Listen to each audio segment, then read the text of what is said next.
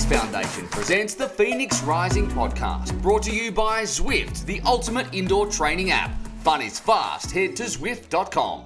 Welcome back once again to Phoenix Rising. Thank you to all of you who listen, watch and learn along with me on this show as we hear some of the stories of the world's most elite sports people, what motivates them, what makes them who they are, and how they continually rise. Now, in this episode, I'm so lucky to be joined by someone who has such an interesting and a beautiful story, and one that truly illustrates the winding journey, I guess, that all of us are on in some capacity.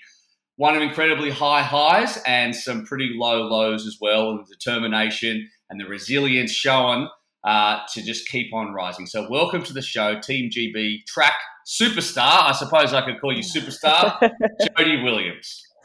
I don't know about the superstar part, but thank you so much for having me on. I appreciate it. First question, how are you rising today? What's one good thing that's happened to you today? Today I've pretty much finished unpacking. So I moved to Atlanta in the last month.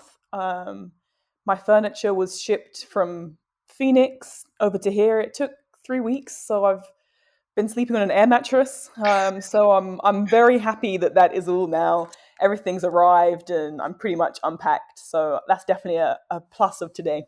I'm loving that idea that you can be like, multiple Olympian sleeping on an air mattress. Like that's very much like, we're all real human people who have to deal with the same thing, like moving house and everything being in boxes and eating pizza on the floor. Exactly. That's the life I've been living for the last 3 weeks. And it's, a lot more common than you would think amongst athletes because we move frequently. So, lack of furniture is definitely a common theme amongst us all. So this podcast, it's all about, mental strength, motivation and resilience, and those things that are, I guess, applicable to everyone, no matter their goals or their dreams or whether they play sport or they work as an accountant or they're still in high school or, it's important for everyone. But sports stars, I have found often live at the extremes of these things and they experience them and they need them in huge doses, and you especially. So let's go back to the beginning and this journey as a sprinter. How did it start for you? What was Jodie Williams like as a kid? Well, I imagine just from like watching your Instagram and that you were like hyperactive, but I'm not sure. You tell me, what were you like when you were young? That's so funny. I was probably the opposite, actually. I'm naturally very introverted. I spend a lot of time. I'm a bit of a loner. I spend a lot of time on my own, and I spend a lot of time in my space inside, which is why my furniture was such a big thing for me. But as a kid, I was actually very shy, very awkward. Sport was kind of like my outlet and my way to connect to people. I really struggled with social anxiety very badly when I was younger. So sport was always my way to connect with my peers and kind of let go of that, nervous energy a little bit and channel it into something more productive, and fortunately something that I was pretty good at too. It's funny that you say that. I mean, a lot of people struggle with those kinds of things when they're a kid and they don't feel like they don't fit in, and maybe some of them like really attached to something, and I was the same when I was younger as well, and to learn how to cope, like almost like a coping mechanism. Is that what motivated you in the beginning before you knew? Because there's always a spot where you go, okay, I'm going to go do this sport, and you're not very good at it, but you've got to push through that period of time before you start learning more. Was the relief of the anxiety that you felt on a day-to-day basis the thing that motivated you in the early parts to get through that bit where you're no good at something, but it allows you to focus and gives you an outlet? Yeah, funnily enough, probably not funny enough considering I'm an elite athlete. I've always been very naturally sporty. So I guess for me, sport was something that I picked up very easily and very quickly. And so it kind of alleviated a lot of that. Like, I just didn't feel like you said, I didn't feel like I fit in, didn't feel like I was very good at just like everyday life. Things other kids seem to be able to do naturally, like make friends and go off, I struggled with hugely. So I think for me, sport was that outlet where I really got to shine, and it was somewhere where I felt comfortable. I felt very uncomfortable for a lot of my childhood. So for me, sport was an arena where I was like, no, this is I belong here. Like I'm good at this and I'm comfortable here. And it was, yeah, I guess I created a little safe haven for myself within sport. It's interesting. It's interesting that you say that. So, do you feel like that same kid now? Because I only say that because I was just speaking to someone, a triathlete called Nicola Spiri, and she's been to 5 Olympics. She won 2 Olympic medals. She's 6-time European champion. She's probably one of the best to ever do it. And I said, do you still feel like the same? She said, I always felt uncomfortable, or always felt like I didn't have confidence. I just, and I still don't have Yeah. confidence. I'm like, but you won all these medals. She's like, yes, but what about today? Like, what about today? I'm still the same person as I was 20 years ago. Do you still sometimes feel like the same like you've got this incredible resume and you won 150 races in a row? It doesn't make you a different person. So do you still feel sometimes like that same kid anyway, even though you've got this incredible resume now? Absolutely. I think my external achievements are just a way for me to brush over the fact that I'm still a very awkward kid at heart. I definitely still feel that on a daily basis. I've done a lot of work personally to try and overcome a lot of that. So I'm definitely a lot more comfortable within my own skin now. I've kind of just radically accepted myself for all of my awkwardness and discomfort. But it's still there. I'm just embrace it now. I'm just like, well, that's just how I am. I'm pretty awkward. I feel uncomfortable in social situations still, I still get super nervous before races. I still doubt myself. I still find myself in situations where I'm like, what am I doing here? How am I here in this room? Like, I don't belong here. So, yeah, I still definitely struggle with those things on a daily basis. I still very much feel like that shy, awkward kid. But yeah, like I said, I've just kind of radically accepted that, yeah, I'm a little weird. I'm a little awkward and I'm fine with it now. What's your day to day to cope with that? Because anyone who has any kind of anxiety or deals with that or just feels different, and I think a lot of people have it to some extent. Absolutely. I'm 38 now, and it's only in the last 12 months that I've gone, okay, I'm going to do this number of things, and it's going to anchor my day. I'm going to journal. I'm going to meditate every day. I'm going to, and actually stuck with it. And I've got about 7 things, and it doesn't matter what else happens in the day. If I can get up in the morning and I just knock all of these things out, I'm like, okay, I'm grounded. The anxiety's low. I can go forward and I can create and achieve, and I can feel good about myself. What are your little things that you do? Because I'm sure that there are some that you go, okay, every day I do this and that, and it helps pin me down so that I can have a platform to move forward and attack my day. Yeah, I am a heavily routine based person. I wake up and my morning routine is very important to me. I'm a morning person. I'm productive in the morning. So I guess I'm anchored in my routine. I'm a writer, which feels weird to say, but I've always very much expressed myself through writing and journaling. So that's definitely a huge part of what keeps me grounded and anchored is I journal every day. But yeah, definitely my routines. Like I wake up, I make my coffee. I'm a big coffee fanatic, so that whole process kind of calms me and soothes me.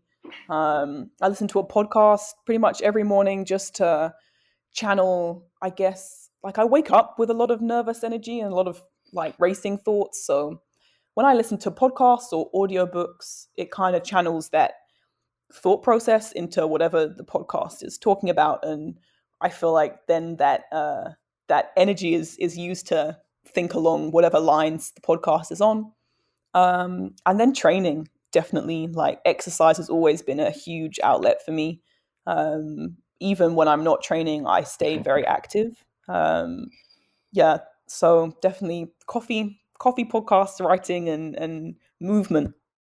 That is my top. That is my 4 as well. You are speaking. It's like I'm listening to myself talk back. Except instead, like I just go to the gym and struggle, and you go to the Olympics. So apart from that part, Yeah, everything's pretty much exactly the the same. same.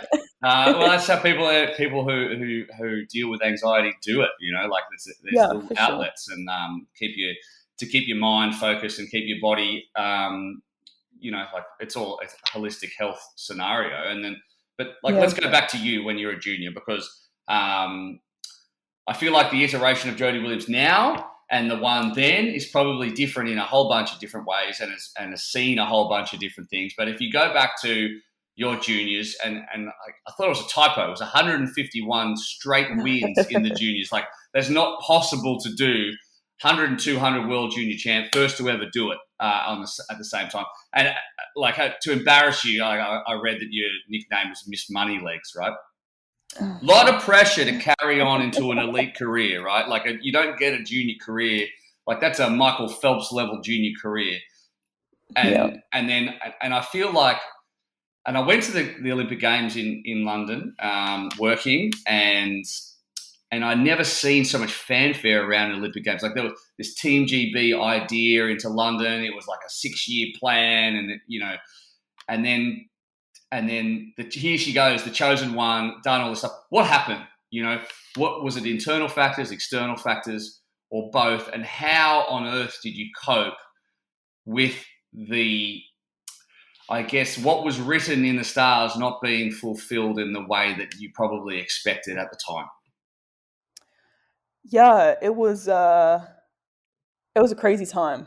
And like you said, like, I feel I'm so far removed from it now. I feel like a completely different human being, but my heart really goes out to that younger version of myself because I really struggled. Like, I know I say I'm still that awkward kid now, but I was still a child at that point, and I was still very much living in that very uncomfortable phase of my life. I experienced my teenage years very much in the spotlight, and those formative years when you're figuring out who you are, and I've got normal teenage stuff going on alongside the fact that I'm this, I don't know, crazy athlete. So it was tough for sure, and I think it was a mixture of factors. I ended up getting very injured in 2012, which I could probably pinpoint to mental factors, honestly. Like you said, the build up to 2012 was crazy. Like, 2012 had been on my radar. So I pretty much grew up with 2012 being it. Like you said, there was a huge lead up. So I remember I must have been about maybe 10, 11, probably maybe 12, 13 when it was announced that, we would have the games. And at this point, I was maybe like a year or two into my career. I was a child, obviously, but I'd already begun my athletic career. And I was like, okay, that's what we're going to do. I'm going to go to London 2012 and I'm going to win. And I pretty much pinpointed my whole identity on that idea of I'm going to a home Olympics and I'm going to win it. And man, for about 4 or 5 years, it was going really well. Like you said, I hadn't been beaten. I was like, what could go wrong here?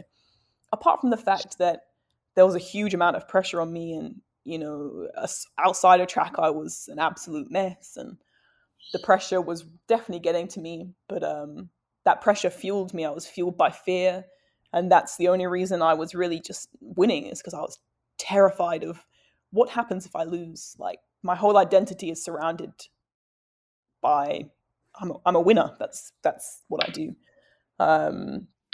And yeah, like I said, it alleviated a lot of that social pressure. It was easy to talk to people because now people would speak to me and they had a topic to talk about, and that was easy because I had I had answers ready to go and I didn't have to think about it. So I never really developed like a personality outside of, okay, Jodie the athlete with the set number of questions and answers, and that was my whole personality. And then 2012 comes around and it's great. 2010, I think I lost my first ever race, and it was a big blow, but I bounced back and had a really good 2011. I was still running really fast. I was still up there with the top girls in the country. And yeah, it had been pretty much pinpointed that I would be, I was up there with these superstar names. And it didn't happen. I tore my hamstring 3-4 times that year. And one of them being at the trials. And yeah, it kind of just felt like my whole everything, identity, life, everything I'd been working towards for my what felt like such a long time, but was 18, came crashing down on live national television, and I had a camera in my face just filming like the worst, like my worst nightmare. Like if I could think of the worst thing that could possibly happen, it was happening on television. And like I just couldn't really process it for a long time. Um, but looking back, it was a blessing, honestly. If I had gone to that Olympics, and some of my peers went, Katarina Johnson Thompson, Adam Jamili, Andy Pozzi, like those were my peers. We had been to champs together, and they blew up after that Olympics. And knowing what my status was going into that, I just don't think I would have been able to handle what would have happened post that games. So I mean, it would have been great because, man, I would have been set. But yeah, it's definitely a blessing now looking back on it because I had time to actually, yeah, figure out, man, who am I outside of this thing that I've built? This glass house that I've got around me has come shattering down, and now I actually have time to, delve into me a little bit. That's such a great way to look at it, and I love that you've had because you've had the time and you've had the years and you had the Olympic experiences to go back and put that in a fresh perspective and know that on a holistic view, you probably would be a completely different person if that hadn't happened to you. And I like on a very small scale, similar thing happened to me. Like very much into playing rugby was what I was going to do. Totally socially awkward and anxious outside of that. Felt good in it. Had 3 knee reconstructions. Never play again by the time I was 19. And I know I went completely off the rails after that. Like, just could not cope with it. And I didn't happen on TV, and it wasn't the Olympics. It was just a small thing, but I'm sure that there's a lot of people out there who can relate in their own small. I'm hoping we got the end of that. That was a really good answer, so I'm sure it just cut me off, which is fine. Although mine was obviously awesome too. But all right, we'll just pick up straight from there if that's okay. Unless you want to answer that call or whatever, we can wait. No, we're fine. I'm sure a lot of people can relate in their own small ways to that, but like as I said at the start of the podcast, how heightened that is when it's so focused and it's such a big goal and you're on television. I can't imagine how you must have coped in the moment, because now you've got the benefit of hindsight, and it's so good that you've been able to mentally put that in not the box, but you've been able to reframe it and know that you would have been a completely different person had that not happened. And now, obviously, you've had such successes since then that it's probably easier to look back on it in that way. But at the time, like something similar happened to me, and I went completely off the rails for about 5 years until I came back mentally and was able to process what happened to me in the same way, like with injury and sport and not being able to play anymore and having so much of my identity wrapped up in that because I was good at that and I wasn't good at the rest of the stuff, just like you. What were those months after? What did they look like? Did you completely disappear from the sport? How did you cope mentally? Did you, I remember making a whole bunch of decisions I wouldn't have made again in that time. But how did you come back together? Basically, is what I'm asking after that. It's funny you say that because I went completely off the rails for about 5 years too. I'd say I probably only just got back on the rails in the last 18 months. Not necessarily from that one time, but after that, it really sent me down a spiral of just negativity. If you can describe my junior career as a huge success, you can describe that middle part of my career as just an absolute disaster. Like I could not, for the life of me, bounce back into that mental state that I'd got myself into. I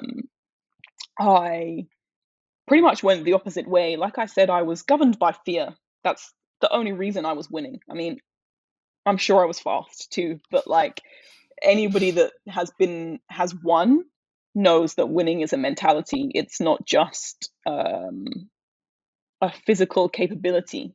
You might be the best person on that start line, but if you don't have a winner's mentality, you will not win the race.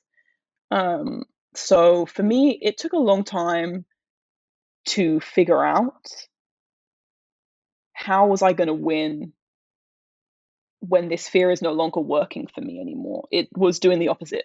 I became so absolutely terrified of succeeding that I was deliberately sabotaging myself effectively for, I can't even tell you how long. So straight after 2012, I disappeared.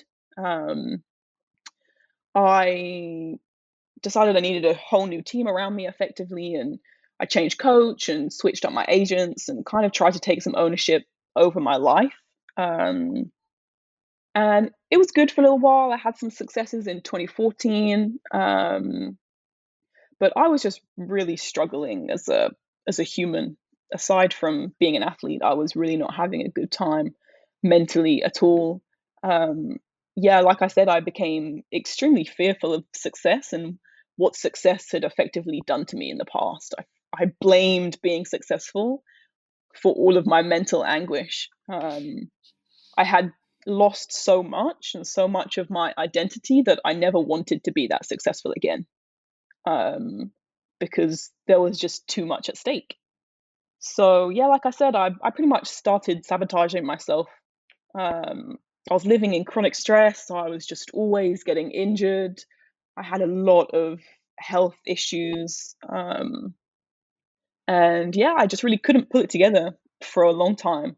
Um, and it took me a long time to figure out what it was about the sport that I loved. And I had to fall in love with training again. I had to fall in love with the sport again. I had to fall in love with a lot of stuff again and figure out myself off the track, outside of the track. And that took a long time. And you can see it through my athletic career. 2017 was another home champs. And again, I didn't make the team. And mentally for me, that was another huge blow.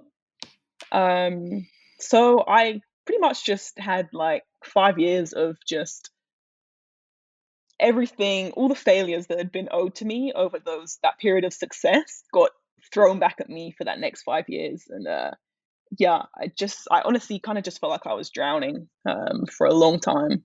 Um, and yeah, probably only until recently had I really figured out um, what it was that I loved about the sport, and I remembered how to win again.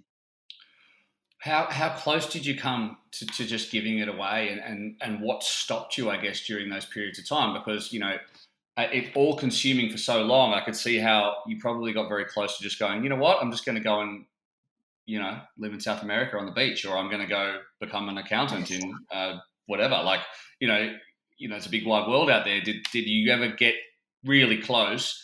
And what stopped you? There was still that just little kernel of like knowing that there's a love for the sport in there somewhere? Yeah, it's funny you say that. I always talked about just disappearing and starting a new life somewhere on a beach somewhere, and just I'm done with this. Um, yeah, I came very close to quitting a number of times. 2017 was definitely like a big turning point for me when I didn't make another home team.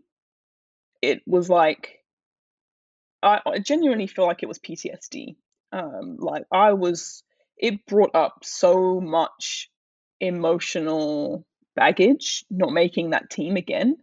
And I think I'd put all of my emphasis into 2017 being like, oh, I get to redeem myself. And it had been 5 years, a 5 year wait for me to be able to compete in that stadium and do it again. And I didn't make the team. And I couldn't believe it, honestly. I should have believed it because I didn't work hard enough during that year. I was really struggling with health that year. I was not well at all. Um, and I pretty much just partied all year. I wasn't mentally checked in. And so I don't know why I even expected to make the team. But when I didn't, I just couldn't believe it. And that was probably the time when I was like, I don't think I can physically do this. I didn't feel like I had a choice. Um, but somehow I picked myself back up again and tried again. 2018 went better. 2019 was another huge blow. And I think if the world hadn't have shut down and I didn't have a time where I could just nothing was open, right? Like the the world shut, there was no tracks, there was no facilities, and I just kind of got back to the basics of what I loved about the sport. I had no access to anything fancy. There was no technical training. There was no one around me. It was just me and running. And yeah, it clicked again for me what it was that I loved about the sport so much. And I genuinely love to run.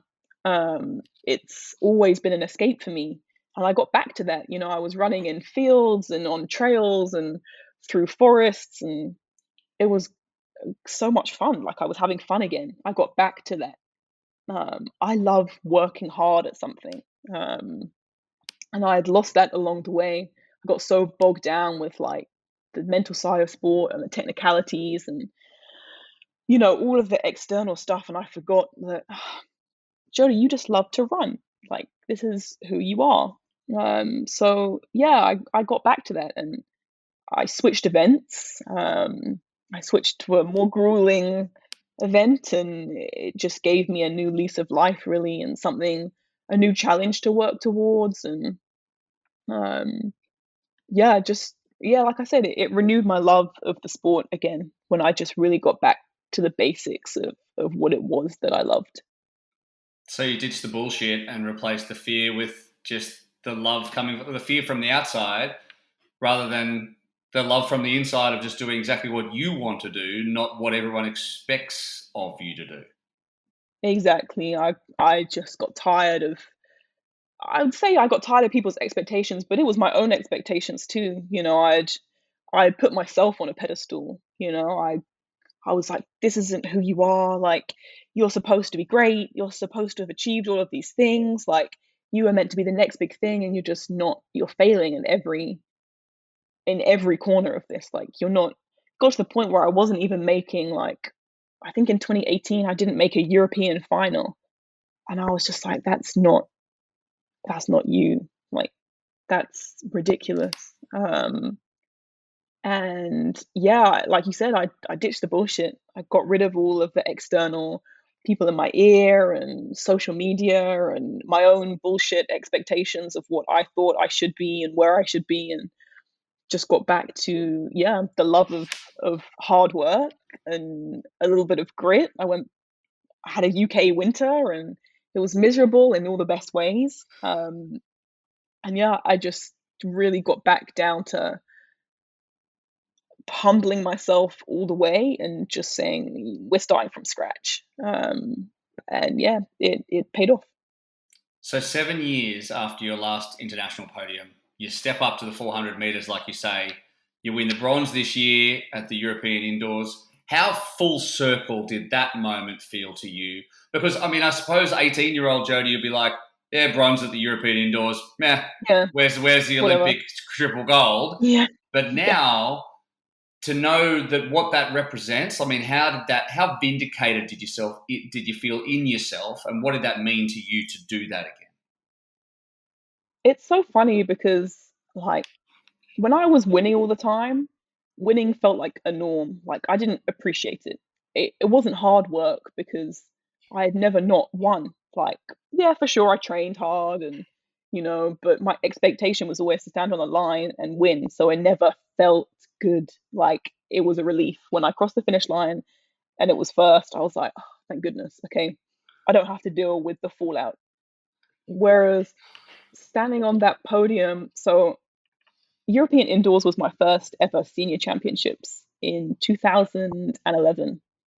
And then 10 years later, it's, my first medal in a long time. I was captain of the team. I really wanted to lead by example. I really wanted to show the young guys on the team, like, this is how we do it. And Yeah, for me it was just I went there to win. I definitely I could feel in myself that I was back. Like I could it's a feeling that you have, like I had this crazy self sense of confidence again. And I stood on that start line and I was like, I know I'm gonna medal. Like at the very least, I'm medaling here. Um, and yeah, I came away with bronze. I was a little bit gutted that I didn't win, honestly, but I was so grateful um, for everything that I'd been through and for everybody that had stuck by me and so many people. I say so many people, a handful of people stuck by me and believed in me. And I was happy that it paid off for them too, because it's getting to the point where I was like, oh, man, these guys are really believing in me, and I don't know if I'm going to pull it off. But yeah, it was great, and it was the first time I'd really experienced being grateful for the success. Like I felt like I put in the work and I was receiving the benefits. And yeah, it was awesome. It's a really mature answer, and like it's the answer of someone who's been through a lot. And it's funny because the next question I've got written down there just says gratefulness is the next thing I wanted to talk about, because that's something that when things don't go to plan, and there's a lot of anger, like there's a lot of anger, there's a lot of frustration, there's a lot of why me. And I've been through that too. A long time, you're like, well, I expected to be here, and now I'm here. Why am I not there? That's what I said I was going to be doing. But Hmm. then every day, like I wake up and I write down 3 things I'm grateful for, and then I do it again at night, and it just makes everything. It's incredible. It's like a muscle, gratefulness, to keep exercising, and then to realize how incredible things are that you are achieving, even if it's not what you anticipated. And I think it's something everyone needs to work on, and I guess there's a really an easy way to do this. You go, okay, so tell me about the difference mentally, gratefulness wise, between Rio and Tokyo, because you missed the podium in uh, Tokyo, but you were so. I saw your answer afterwards. You were so grateful about coming to 400 so late, running a 49, focusing on the things that you are grateful for, finishing sixth in Tokyo, and how proud and how grateful you are. Whereas I feel like old Jodie might have been like, I didn't get a medal. And there's probably a bit of that, but I could see how quickly you were turning it around. Even in your post race, you were already framing it in a way that you felt so grateful to be able to have this second lease on your career. Yeah, and I think that is it. Like it's been a huge mental shift for me and like you said, I was very much stuck in that just perpetual cycle of why is this happening to me? Why me? Why this? This is awful.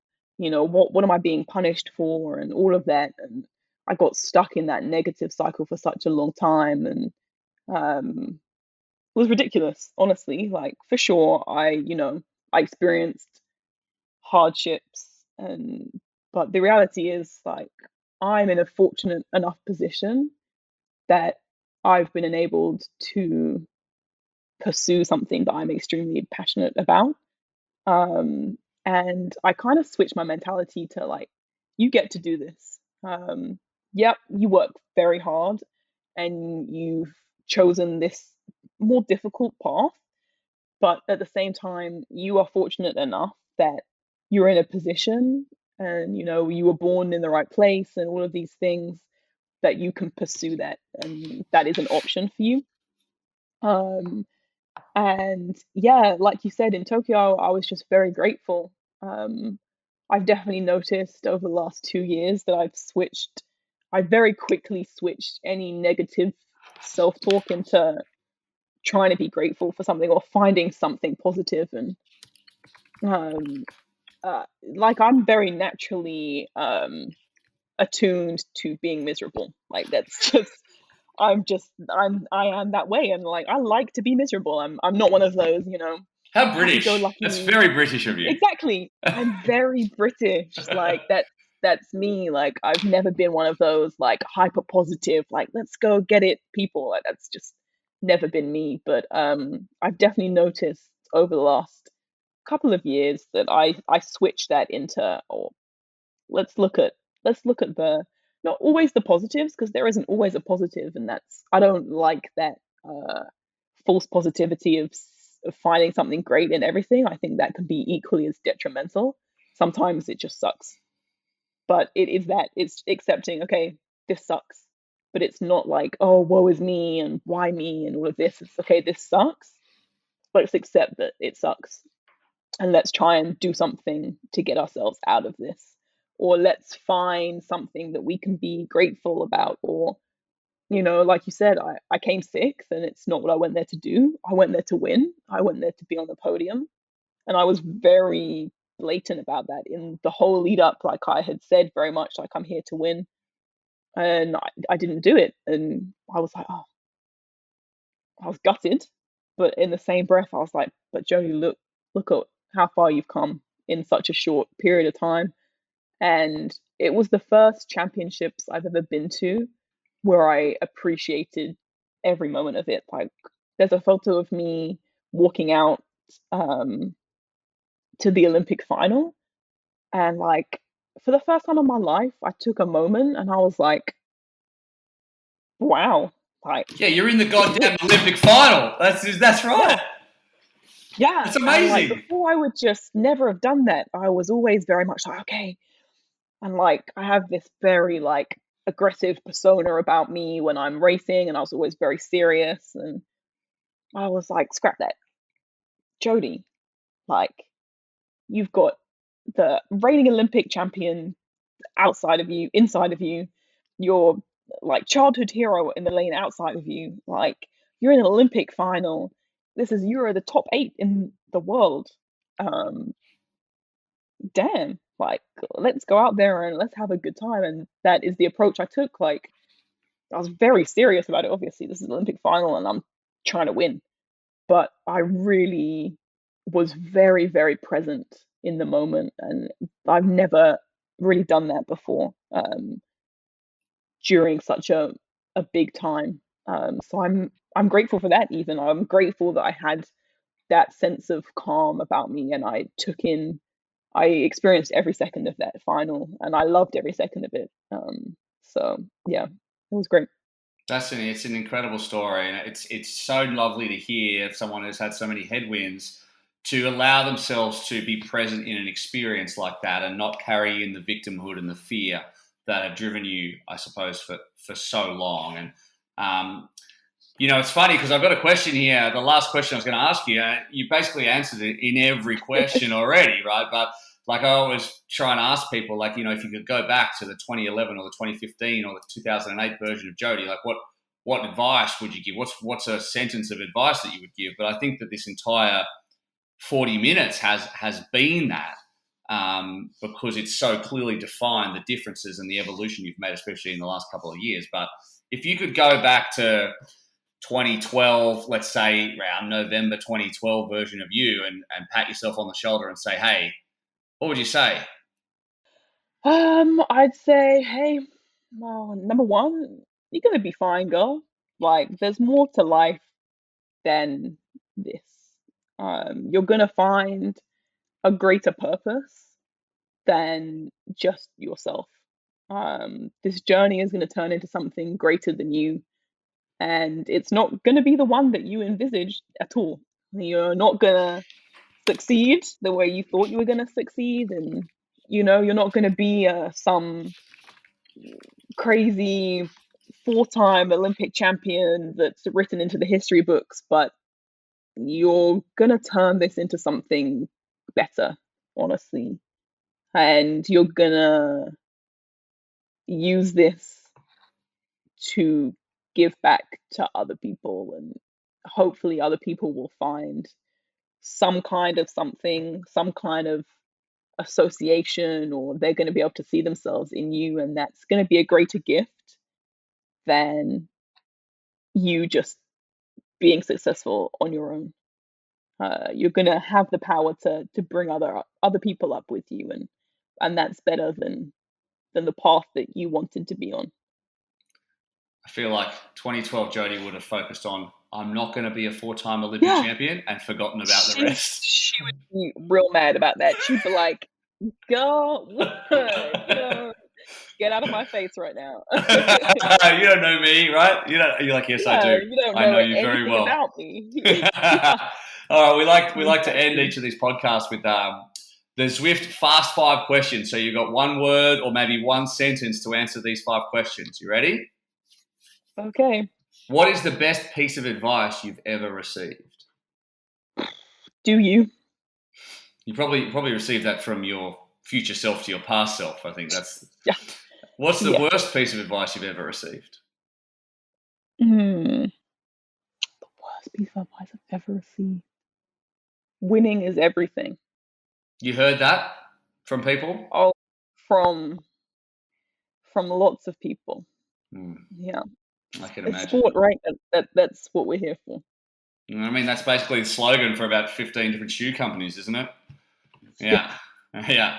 Yeah. What's the one thing people should do every day for their mental health and motivation? Meditate. Agree. What's your personal motto? What's a sentence that you live by or you try to live by every day? Be fearless in the pursuit of what sets your soul on fire. I have it tattooed on my ribs. Ah, you've got a few tattoos, don't you? I've seen another one that was. I remember you saying it was great at the time, but it's terrible advice now. What was it? What's it? You've got a tattoo Pain somewhere. is temporary, victory is forever. Have it on my wrist. Oh, that probably needs an amendment. Hey. I'm gonna have to. That was my first ever tattoo. Funnily enough, 2012 Jodie, and it was meant as motivation to get me so I could look down during my training sessions and see the words "pain is temporary, victory is forever."